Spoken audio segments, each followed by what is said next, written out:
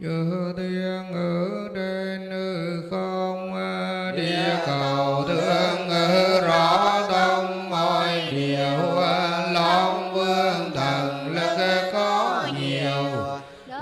Xin hoan hỷ phương điều chúng tôi, hộ trì Phật giáo tăng bồi, các bậc thầy tổ an vui lâu dài, khuyên thuộc tránh khỏi nạn tai, chúng sanh được hưởng phước dài đến lâu. Chúng tôi vui tu đạo màu, tu hành tinh tấn ngõ hậu siêu sanh.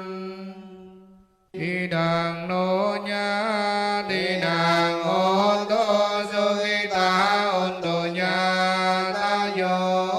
Đi đàn nô nhá, Đi đàn ôn tô du ghi ta ôn tô nhá ta vô. Đi đàn nô nhá, đi đàn ôn tô du ghi ta ôn tô nhá